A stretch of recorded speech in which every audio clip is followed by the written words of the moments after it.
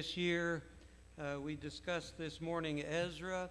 I'd like for you to turn to the book of Nehemiah.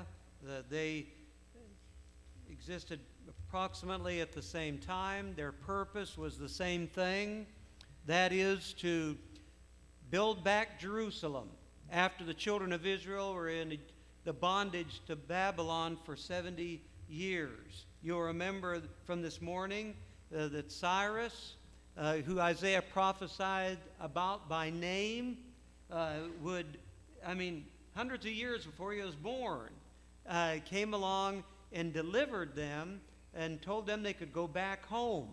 And he gave them all of the things that were in the thousands and thousands of items that were in the original temple that were taken by Nebuchadnezzar years earlier.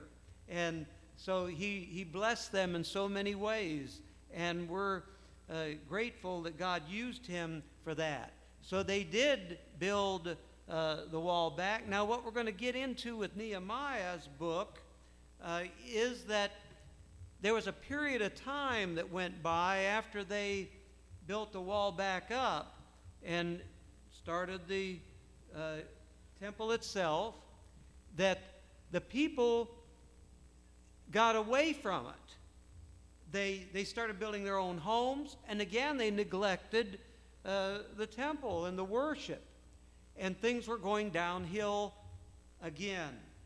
These men that I mentioned to you, Zerubbabel, I told you this morning there were three main ones in these two books. Ezra was a priest.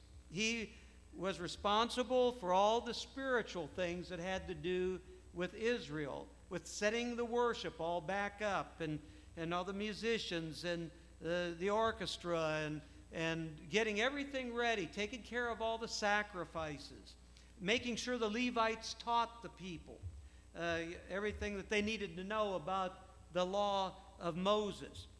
Nehemiah, on the other hand, that we're going to read about here, was a political figure. He had a high position under Artaxerxes, who was now the leader of Persia, which took over Babylon. And we'll read about him in a moment. I'm not going to discuss that much about him just until a few minutes. Then we had Zerubbabel, who was a builder. So all three of them had pretty specific responsibilities, although they kind of blended together, and they all worked on the wall themselves and recruited people. And so it was real sad to see this taking place.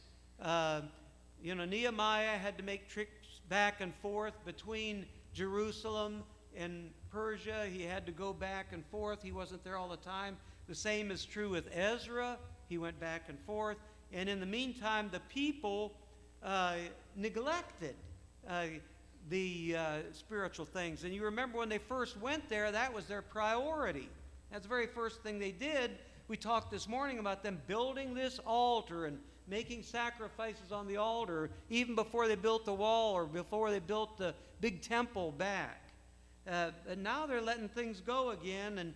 And Nehemiah is getting the news in chapter 1. If you want to start reading with me in chapter 1 of the book of Nehemiah, he is called the cupbearer to King Artaxerxes. Now, a cupbearer originally was a person that was so close to the king that he would test his food to make sure that it wasn't poison. So he had to be willing to die for the king. But the cupbearer also had other responsibilities. The king, he was actually could become one of the advisors to the king. And so this cupbearer and Artaxerxes, the king of Persia, were very close, very good friends. And we're going to read here that Nehemiah is going to get the news, the bad news, about what's happening back in Jerusalem. And then he's sad by it, and he's standing before the king, and the king notices that he's sad. Now, there's an interesting thing that I read in commentaries about this, that the cupbearer was never to be downhearted or sad in the presence of the king. You always had to be upbeat. I mean, that was one of the qualifications. But yet, because of their closeness, because of their friendship, we're going to notice that Artaxerxes is concerned about Nehemiah's condition. So let's read about it. In chapter 1, verse 1, the words of Nehemiah, son of Hakaliah. In the month of Kislev, in the 20th year, while I was in the citadel of Susa. This is the palace of the king of Persia. Hanani, one of my brothers, came from Judah. That was the capital of, that was the main tribe in Israel, the big tribe. And it had the capital city of Jerusalem. He said, one of my brothers came from Judah with some other men, and I questioned them about the Jewish remnant. Now that's the group that left Babylon, went back to Jerusalem, and rebuilt the wall, rebuilt the temple, started the services back. He said the remnant that had survived the exile, and also about Jerusalem. Now notice verse 3. They said to me, those who survived the exile and are back in the province are in great trouble and disgrace. The wall of Jerusalem is broken down, and its gates have been burned with fire. Now, they did have their enemies. There were a lot of people in that land that were stayed. They were Jewish people who stayed back when the people were carried into captivity. Now, what happened is, when they were carried into captivity, they took the best. They took the most intelligent. You know, Daniel was one of them. Shadrach, Meshach, and Abednego were among that group. They took the best looking. They took the smartest. They took the ones that were educated. They left the poorer ones behind. What happened was this. Now, you're familiar in the New Testament with the Samaritans and how the Samaritans and the Jewish people despised each other. Well, you may not remember, most of you do, but some of you may not remember how Samaritans came about. What happened is this. The Babylonians sent their people over to Jerusalem to live and to lead the government there, like most countries do when they take over. Then they intermarried. These people that were from Babylon, of course, were Greeks. The Persians were Greeks. They intermarried with the Jewish people. And when they did, they became what they referred to as half-breeds, and they weren't full-blooded Jews, and so they were despised by the Jewish people. So you're going to notice here in just a moment in this reading that they want to help rebuild the temple, these people back in the Jerusalem, what we'd call the Samaritans. And they weren't allowed to do it because they were not pure-blooded Jews, and that made them angry. See, they had their own government there even before Ezra came back and Nehemiah came back. They had their own government, and they despised the idea of these people coming back when they had such a hold on it. So they're the ones that are going to be the enemies of Nehemiah and Ezra and any of the others that came back from Persia to help them out. So we notice here in this, verse 3 again, the wall of Jerusalem is broken down, the gates burned with fire. Now this is what the enemies did to them. Now notice the reaction of Nehemiah. When I heard these things, I sat down and wept. For some days I mourned and fasted. This is one of the things that people in that day did. They went without food. They tore their clothes. They pulled out their hair. They did all these things to express their, their grief and especially repentance. And I prayed before the God of heaven. Then I said, now this is his prayer. This is Nehemiah's prayer. And notice how even though he's such a good man and loved Jerusalem, how he even puts himself in this prayer in need of repentance. Lord, the God of heaven, this is in verse number 6. Lord, the God of heaven, the great and awesome God, who keeps his covenant of love with those who love him and keep his commandments. Let your ear be attentive to, and your eyes open to hear the prayer your servant is praying before you today and night for your servant, day and night. The people of Israel, notice this is interesting. I confess the sins we Israelites, including myself and my father's family, have committed against you. We have acted very wickedly toward you. We have not obeyed the commands. He's praying for everybody and including himself. Decrees and laws you gave to your servant Moses. Remember the instruction you gave your servant Moses, saying, if you are unfaithful, I will scatter you among the nations? See, that's what was fulfilled. But if you return to me, which they're trying to do now, and obey my commands, then even if your exiled people are at the farthest horizon, I will gather them from there and bring them to the place I've chosen as a dwelling for my name. They are your servants and your people, whom you redeemed by your great strength and your mighty hand. Lord, let your ear be attentive to the prayer of this your servant and to the prayer of your servants who delight in revering your name. Give your servant success today by granting him favor in the presence of this man.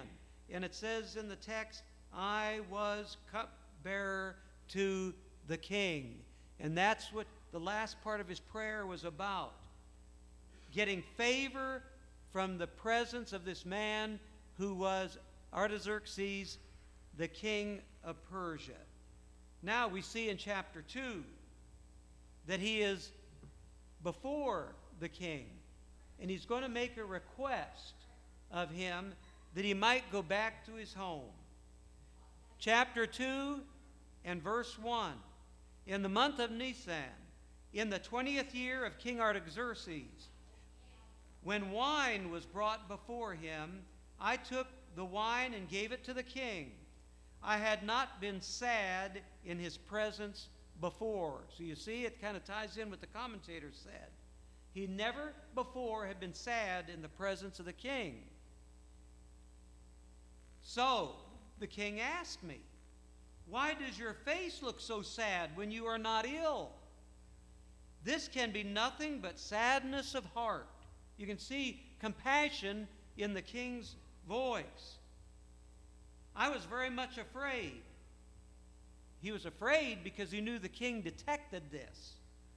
But I said to the king, may the king live forever.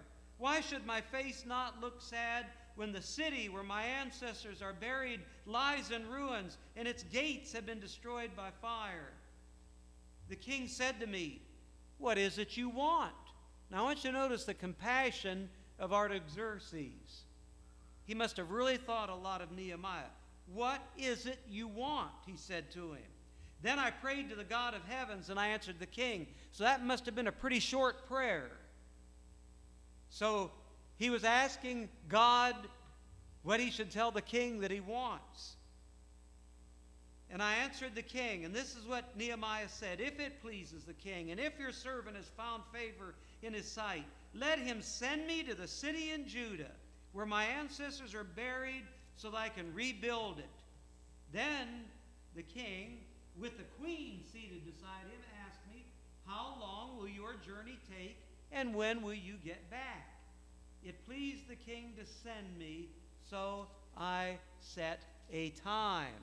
I also said to him, if it pleases the king, may I have letters to the governors of Trans-Euphrates. Now that's what the area was called by the Greeks there in Jerusalem and Judea and Israel. It was called Trans-Euphrates. And he said, now I need letters for the government, because the government there was against the Jews, so that they will provide me safe conduct until I arrive in Judah. And may I have a letter to Asaph, keeper of the royal park, so that he will give me timber to make beams for the gates of the citadel, by the temple, and for the city wall, and the residence I will occupy. And because the gracious hand of my God was on me, the king granted my request. So I went to the governors of Trans-Euphrates and gave them the king's letters. The king had also sent army officers and a cavalry with me. When Sanballat, now this is where you see the enemies of Nehemiah, the enemies of all those building the wall. So if you see these names, they're the bad guys. Sanballat, the Horonite, and Tobiah. These are the two names that you'll see a lot that make threats, that make fun of them, and even try to kill them, to make them leave. When Sanballat the Horonite and Tobiah the Ammonite official heard about this, they were very much disturbed that someone had come to promote the welfare of the Israelites. In the next few verses, we're going to see, and I'll not use the whole section, but we're going to see where Nehemiah comes to check out the temple and the wall. It is so bad, you're going to read here, there is so much rubble and so much destruction that he came by himself. He didn't get any of his envoy with him, that he could not get his horse through all of the rubble. He said in verse 11, I went to Jerusalem, and after staying there 3 days, I set out during the night with a few others. Then dropping down to 13. By night, I went out through the valley gate toward the jackal well and the dung gate, examining the walls of Jerusalem, which had been broken down, and its gates, which had been destroyed by fire. Then look at verse 14. But there was not enough room for my mount, for his horse, to get through. So I went up the valley by night, examining the wall. Finally, I turned back, re-entered the valley gate. The officials did not know where I had gone or where I was going to do. So his officials, neither the ones that were against him, Sanballat and also Tobiah. Okay, dropping down to 17. Then I said to them, you see the trouble we are in. That's his people he's talking to. Jerusalem lies in ruins. Its gates have been burned with fire. Come, let us rebuild the wall of Jerusalem. So it didn't discourage him to see it.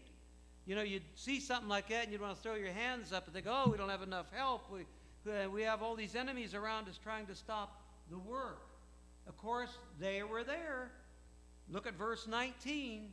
But when Sanballat, the Horonite, Tobiah, the Ammonite official, and Gershom, the Arab, heard about it, they mocked and ridiculed us.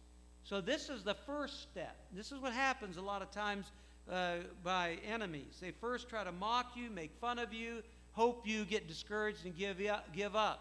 That was their first step. There were 2 more steps they would be taking. So they mocked and ridiculed us. What is this you're doing, they asked. Are you rebelling against the king? So now the second thing is accusing them of rebellion. And they go so far as to send a letter to the king of Persia telling him that they're trying to start a rebellion.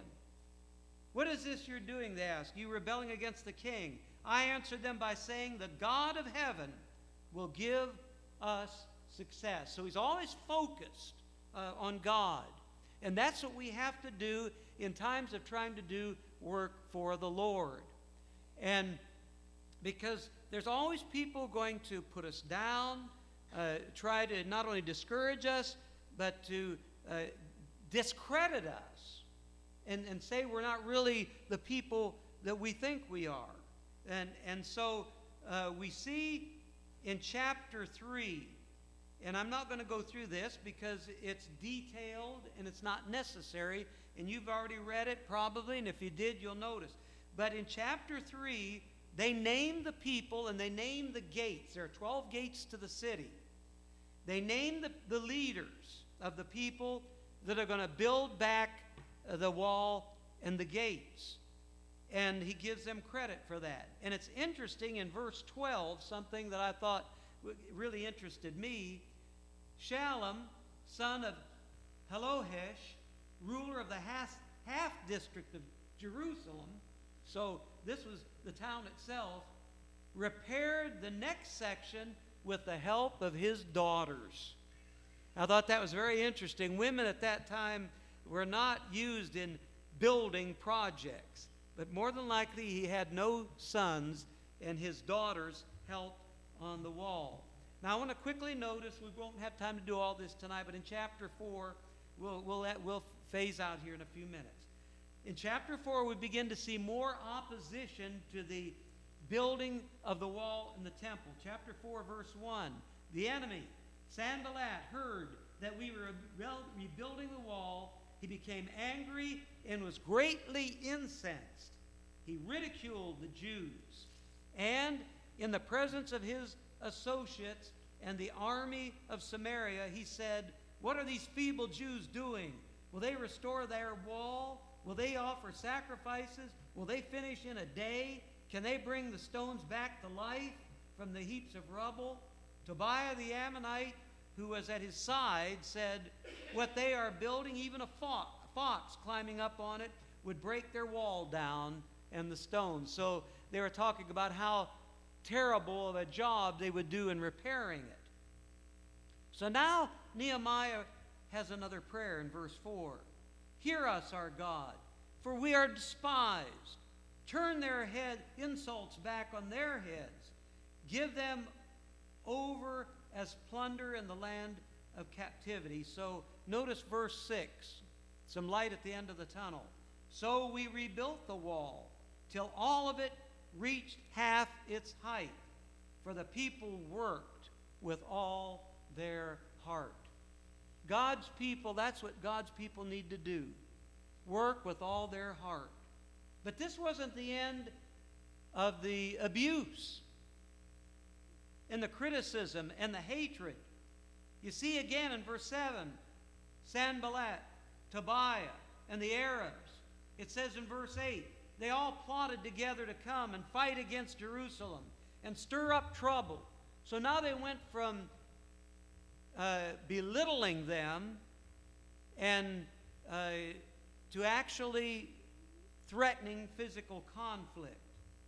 In verse 11, also our enemies said, "Before they know it or see us, we will be right there among them and will kill them and put an end to their work." Now I want you to notice how wise Nehemiah was. And how determined that he was.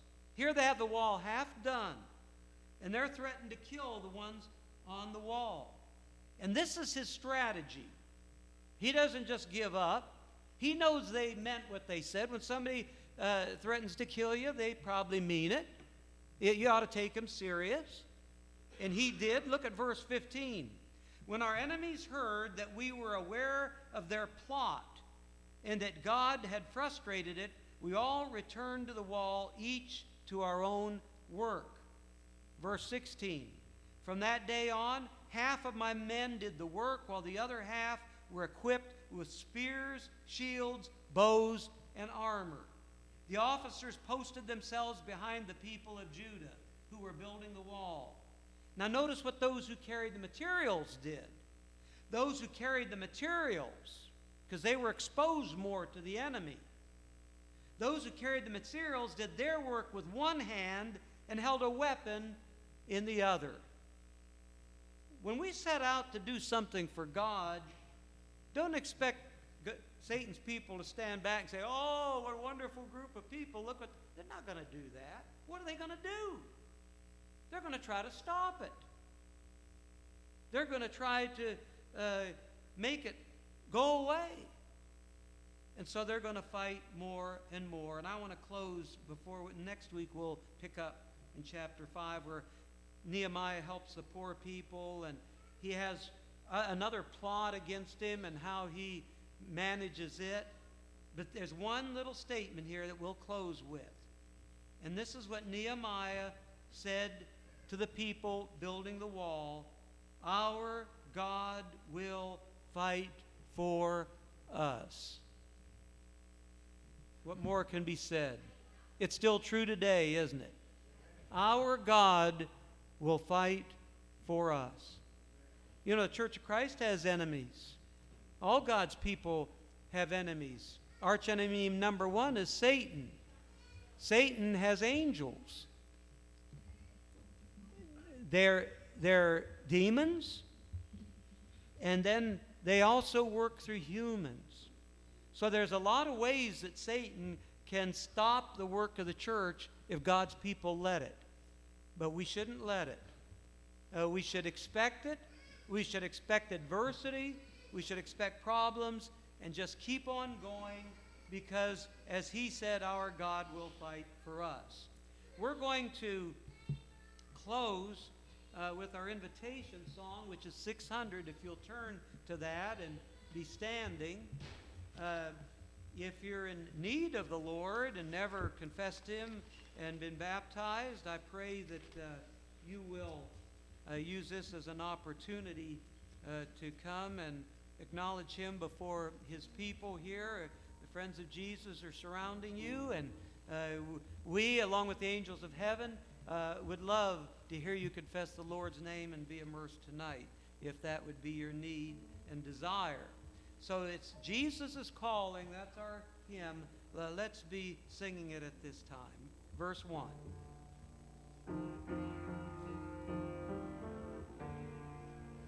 Jesus is